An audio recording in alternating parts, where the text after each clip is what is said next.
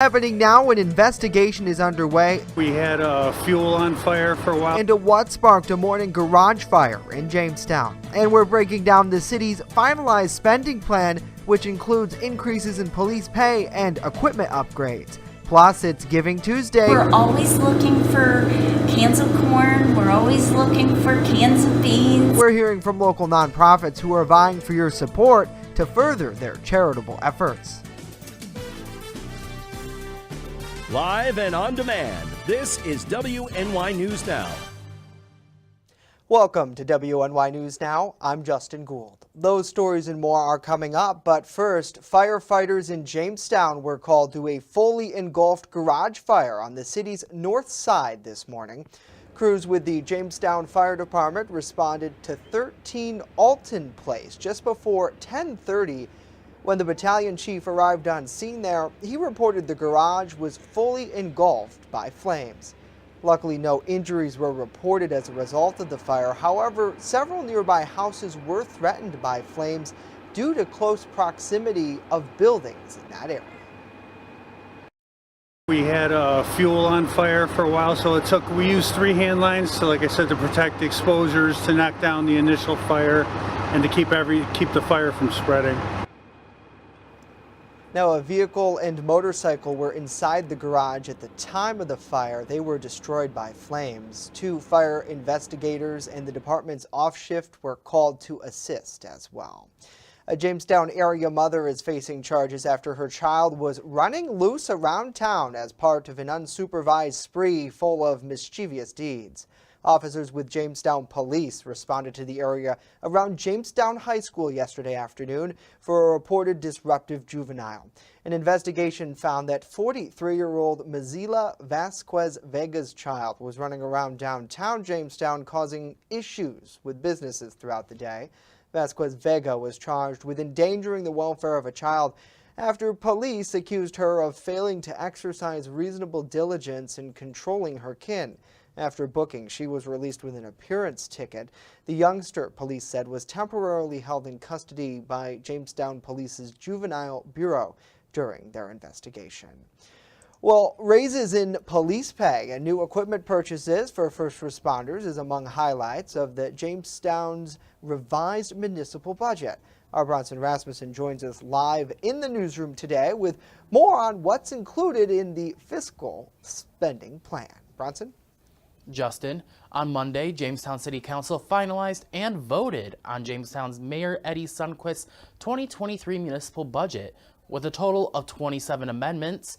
Councilwoman Kim Eklund says around $400,000 in structural changes were brought forward by department heads in previous weeks. I asked for the nitty-gritty down to every line item in the budget, and going through each line item and each detailed item in that budget instead of just the book you have seen. I analyzed every line, every expense, from expenses to salaries, and found some things that were missed, some things that were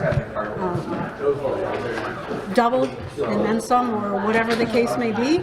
Turnout gear and emergency escape equipment for firefighters added an additional $54,000 to the spending plan, and what Councilman Jeffrey Russell called a necessity. There's firefighters down there that have equipment that has a lifespan that's running out, so they needed new equipment, and that's why that was added in there. It was not in the mayor's budget. The police department also saw some upgrades, with salaries adjusted to meet state requirements and $40,000 to purchase new vehicles. The council also voted against a 50-cent parking meter fee increase, following an outcry from local businesses and residents alike. At this time, we just thought it was not a good idea to increase the parking fees downtown. It's kind of a fragile economy right now. Many of these businesses are just coming back from the pandemic. And with inflation and other prices and things going up, we just felt that at this time it's not the right time to raise the fee. Other notable changes to the budget include an increase in funding for the Parks Department, upping their budget for supplies, but decreasing money for services. Moreover, lawmakers did not raise taxes. I mean, it's a gamble. I mean, it's always a gamble. I have concerns, and I've made that clear to every council member in this process, that although I'm willing to accept it and move forward, that you don't know what the economy is going to do in next week, much less next month. According to the head of the council's finance committee, at the end of the year, the city will have a fund balance of $5.8 million. Now, Mayor Eddie Sundquist has 5 business days to submit any vetoes to the 27 amendments. If he does, City Council could override his objection or would need to make changes once again. Reporting live in the newsroom, Bronson Rasmussen, WNY News Now. All right, Bronson, thank you very much. Warren County has suspended their current recycling program in order to figure out a more feasible option.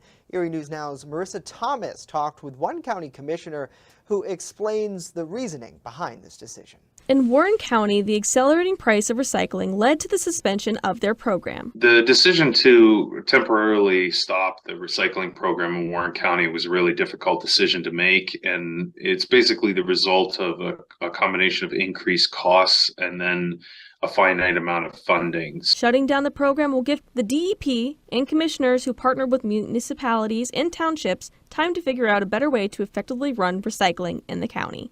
We're going to be working with DEP and some other folks to put together a more comprehensive plan to come up with a sustainable model. Right now, the goal is to work toward this spring and find a plan to initiate around the end of summer. There are very few options, and those options currently cost quite a bit. So, trying to come up with the best low-cost option is going to take some time.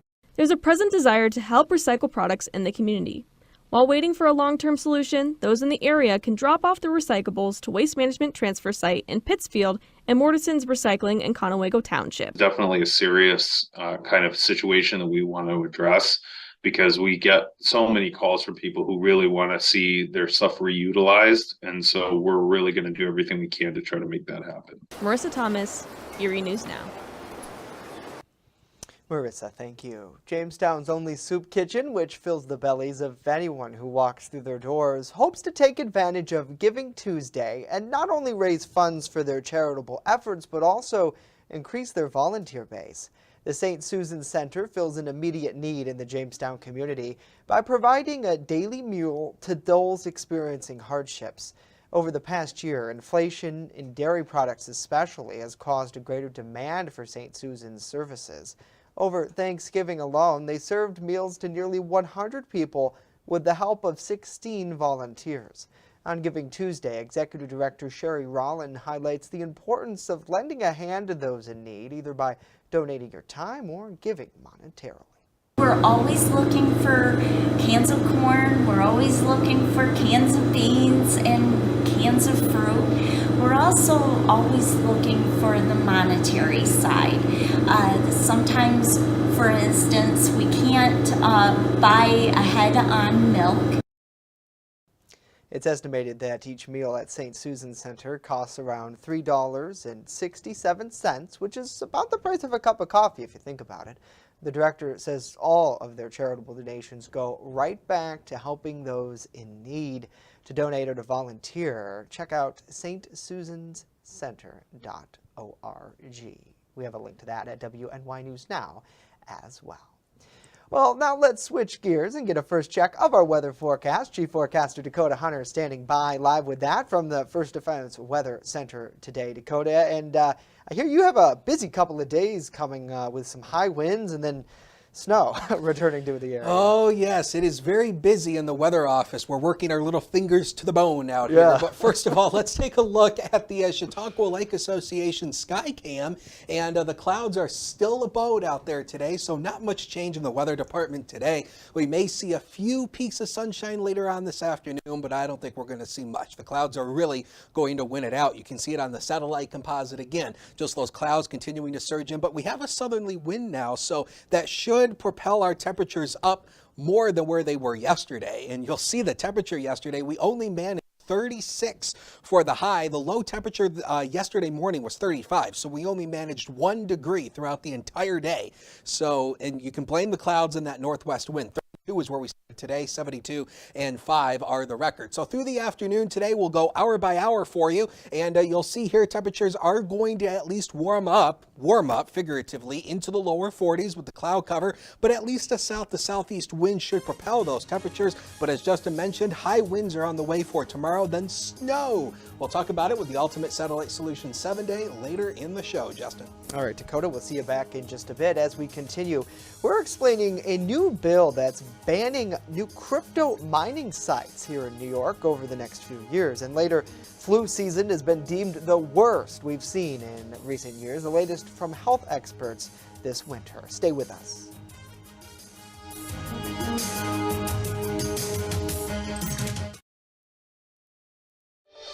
Wishing you a safe and happy holiday season. WNY News Now, the Jolly Team, where coverage comes first. EagleZip.com is your local one-stop shop for all of your home and business computer needs. Located on Fluvan Avenue Extension, just outside of Jamestown, EagleZip.com sells and services all brands of desktops and laptops, as well as servers and network equipment for your business. All new computer sales include transferring your data from your old computer, plus a 2-year warranty. Call EagleZip.com today. Stop by EagleZip.com today and let us make computers easy for you. Welcome to WNY News Now's in Channel 716 presentation of the Jamestown Holiday Parade. We are celebrating along with hundreds of other folks from the Pearl City as we ring in holiday cheer. 2, 1.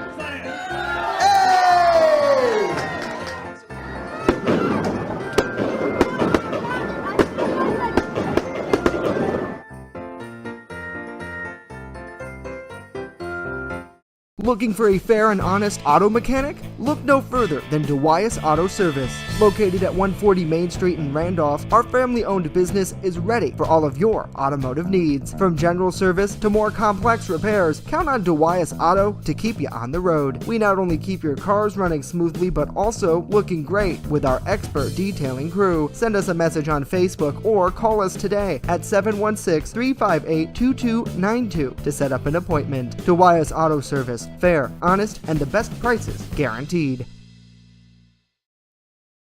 You're watching WNY News Now, where coverage comes first. It's rifle deer season, and that means local deer processors are inundated with animals. But this year brings unique challenges for the business. Be advised, the story does show some deer being processed.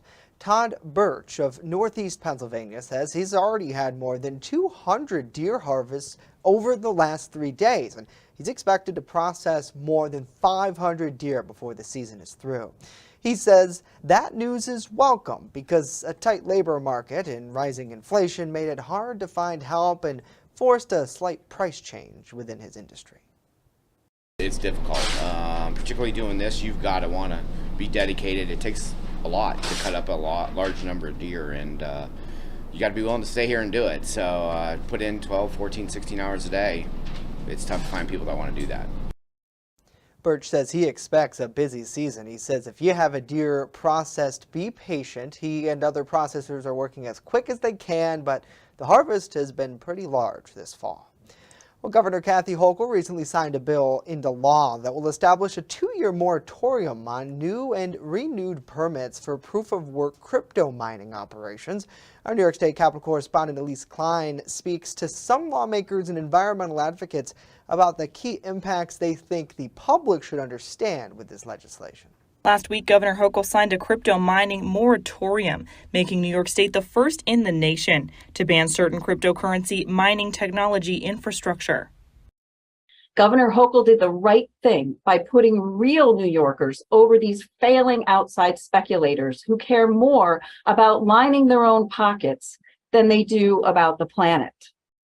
The new legislation will establish a 2-year moratorium on new and renewed permits for proof-of-work crypto mining operations housed by fossil fuel burning power plants. It will also require the Department of Environmental Conservation to conduct an in-depth study on the environmental impacts of crypto mining operations and how they affect New York's ability to meet the goals mandated in the Climate Leadership and Community Protection Act. Some lawmakers and advocates are also calling on Governor Hochul to, quote, finish the job and shut down the existing crypto mines operated. Greenwich Generation in Yates County and Four Star in North Tonawanda near Buffalo. New York should shut down Greenwich and the Fortistar facilities now. We know there are problems in terms of the air impacts. DEC's already made that determination. Advocates say the amount of energy consumed by these crypto mining facilities is huge. They say it's key for the public to understand that this is very harmful to the environment. These crypto guys, they're only mining for money. We're fighting for our families and for our future. In Albany, Elise Klein, WNY News Now. Elise, thank you. A group of state Republican lawmakers announced the formation of the new Pennsylvania Freedom Caucus. 7 other state legislatures have a Freedom Caucus, as does the U.S. Congress. Pennsylvania's Freedom Caucus will consist of nearly 24 Republican lawmakers who share the goal of reducing government size and spreading and restoring personal freedom. Members of the new caucus say they will speak as one voice to promote religious freedom, less regulation, and end COVID mandates. But Democratic lawmakers argue the Freedom Caucus is a group of radical Republicans who are out of touch with the majority of Pennsylvania. Members of the Pennsylvania Freedom Caucus stand united to protect personal freedoms, the right to pursue economic aspirations without undue government influence, and the right to live and raise a family without Big Brother of government usurping individual liberties. What we saw today with the announcement of the Freedom Caucus was nothing more than a cry for attention and a cry for help of a failing Republican caucus that has no direction moving forward. Now, members of the Freedom Caucus will not be identified unless they choose to identify themselves. Well, so far, this has been the worst flu season in more than a decade, and it continues to intensify. 33 states and counting are experiencing high or very high respiratory virus activity, and seasonal flu activity is still elevated across the country. In the week ending on March 19th, 9.4% of deaths nationwide were due to pneumonia, influenza, or COVID. That's well above the seasonal baseline of about 6%.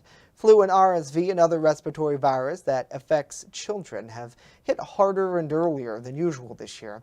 According to the CDC, just 12% of eligible people in the U.S. have gotten their updated COVID booster. Flu shots are lagging too, with millions fewer vaccinations at this point in the season than the past 2 years.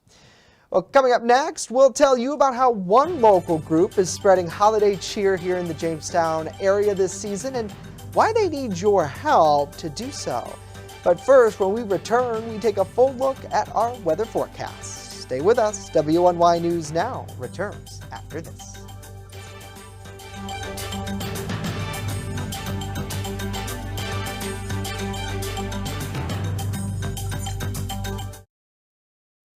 With coverage that matters, this is WNY News Now. Slow down, and move over. Move over. When you see signs, Lights, Vests. please give us some room. slow down. Slow down and move over. When you need help, It's our job to help you, to save you. despite the danger.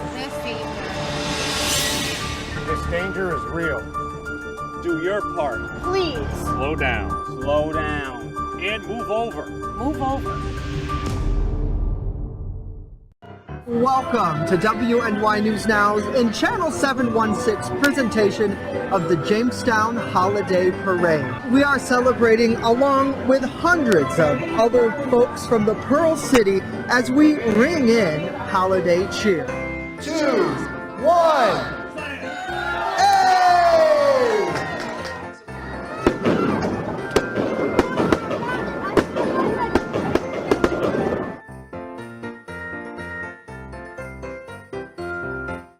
Fast, accurate, and every day. First Defense Weather.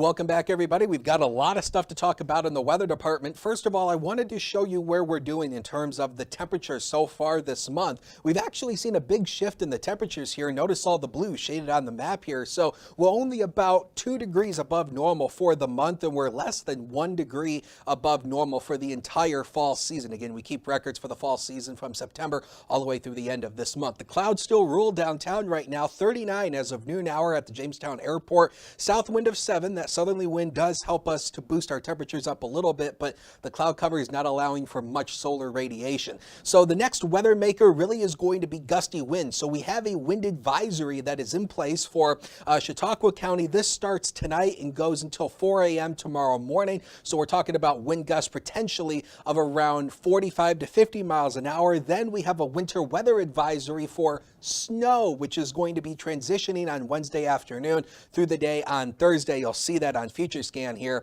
in just a minute here. But I wanted to mention this. This is going to be big news. There is a level 4 out of 5, a moderate risk for severe weather across portions of the deep south, especially in the heart of Mississippi. Long track damaging tornadoes are likely there. But across here, it's really dry right now. High pressure moving off the east coast. This is the cold front that's going to arrive tomorrow that is really going to bring the change to our weather. So here it is on Future Scan. Notice the clouds continue through the day today. Now, we may see a few breaks in the cloud cover, but don't expect much. The clouds are really going to win it out through the day today. Here we go into early tomorrow morning. Here comes the rain showers out ahead of the front, and the front actually is going to move through early in the day, and you'll see it on the next couple of frames here on Future Scan. That line, that's the front. Then notice the wind direction shift. We change it over to snow showers later in the day on Wednesday, and then the snow is going to continue in spots through the day on Thursday, and there is going to be accumulation out of this, so we are likely going to see more accumulation to obviously bring back some of the snowpack. So in terms of the max wind gusts tomorrow, again, you can see the highest wind gusts, highest hills, and especially near the Lake Erie shoreline. And in terms of snowfall, we could be looking at about 4 to 7 inches. That 7 inches would be on the highest hills, especially across the Chautauqua Ridge, as often is the case, gets the heaviest amounts of snow. Now the next 7 days of your life, powered by Ultimate Satellite Solutions. So rain to snow Wednesday, 48. 32 Thursday, windy with occasional snow showers. 47 Friday. Now for the Christmas parade here in downtown Jamestown on Saturday, we've had to increase the rain chances a little bit, but not really heavy rain, but you might want to bring the rain gear if you're heading downtown. Cold day Sunday, 38, and then a few more rain showers, Justin, as we head into early next week. All right, Dakota, thank you very much. The umbrellas definitely might be needed there on Saturday. So, hey, you can watch our programming if you aren't able to come out. Exactly. Well, here's some headlines from around the nation now. When the mother of the Uvalde massacre victim, Elena Torres, is suing the gun manufacturer and store that provided the weapon used in the attack. This federal lawsuit was filed Monday by Everytown Law. It alleges the mass shooter was, quote, enabled by the illegal, reckless, and negligent actions of gun manufacturer Daniel Defense. The lawsuit also names Oasis Outback, the store where it says the shooter picked up and brought the guns from and the ammunition used in that attack. According to the suit, the store had a duty not to sell the weapons to the shooter, who knew it or should have been known it was likely to harm himself and or others. Well, the biggest active volcano on Earth erupting right now, and it's happening here in the United States. Lava that's some 2,000 degrees Fahrenheit is now flowing on Hawaii's biggest island. Amy Kiley has more on how the state is responding. This whole thing right here that we're flying over right now, this is Mauna Loa. The world's largest active volcano is erupting in Hawaii for the first time in almost 40 years. It's happening on what's called the Big Island, which shares its real name with the state. The Census Bureau says just over 200,000 people live here. Scientists say the lava is flowing into the northeast rift zone. They say it should slow down in that flat terrain and likely stop before reaching the large town below. We just are getting a little nervous from time to time, but it's at least a week away, and we're hopeful that it won't make it all the way to the town. But many Hawaiians know the dangers of the volcanoes that shape their land. This video is from when nearby Kilauea erupted in 2018. It began a less dangerous recurrence last year, so this is a rare dual eruption on the island. To keep people safe, Hawaii's Emergency Management Agency says it has activated its operations center. A state official says the National Guard is on standby and the state health department is monitoring air quality. I know a lot of this freaks people on the mainland out, but look, these are very rare instances. We follow them carefully with our geology folks, and we're okay. I'm Amy Kiley reporting. Amy, thank you. President Biden, he's calling on Congress to pass legislation immediately to avert a nationwide rail strike.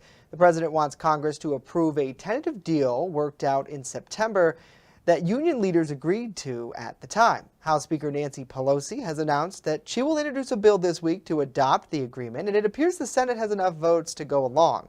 4 out of 5 of 12 unions that represent rail workers have voted down the proposal. They're demanding more paid sick time and do not want rail carriers to penalize workers for taking time.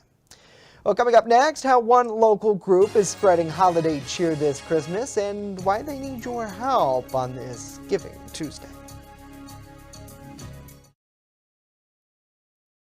WNY News Now is covering stories that matter to you.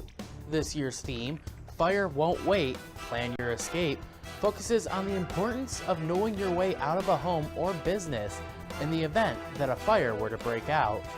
The Hollow Summer Festival in downtown Jamestown, and as you mentioned, the whole goal of this is to connect Jamestown's kids with things to do over the summer. WNY News Now, where coverage comes first. I know what you're thinking. I need a job. I need a new career. Well, I've been there. I've been there. I've been there. I wasn't happy with what I was doing. After high school, I didn't have a plan. I just wanted to start working. I got laid off twice, but you gotta keep going. You just need the right skills. Find an apprenticeship. I found a 2-year IT program. I found a medical course online. I'm now a consultant in the tech space. You have more options than you think. You can do this. You will find something. You will find something new.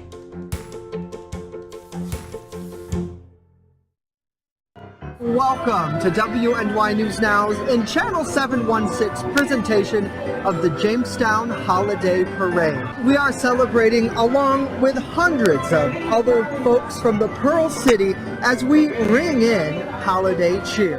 2, 1.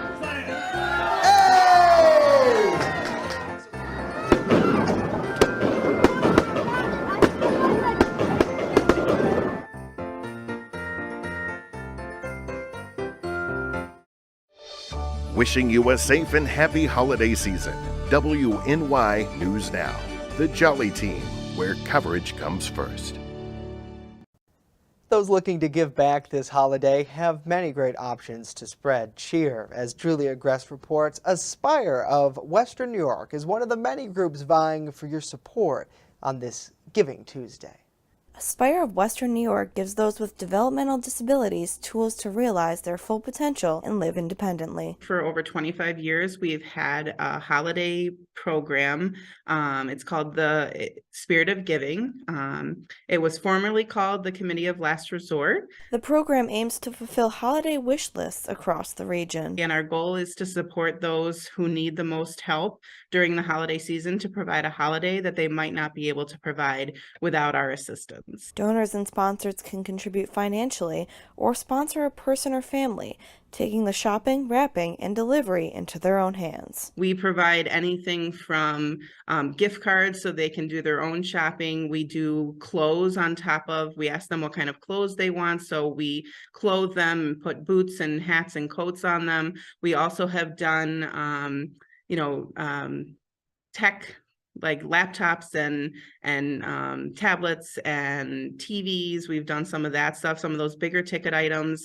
We've also given gifts to experiences like Disney on Ice. The past few years, 50 to 60 recipients have qualified for this holiday help. This year, over 80 people have applied. There was a great need this year, more need than we've ever had before, which I think speaks to our community, the needs that exist within our larger community. And this is just one way to help some of those people in the community. Julia Gress, WNY News Now. Julia, certainly a great cause there. For more info on how you can help, check out aspirewny.org/spirit-of. of giving. We have a link with Julia's web story at WNYNewsNow.com.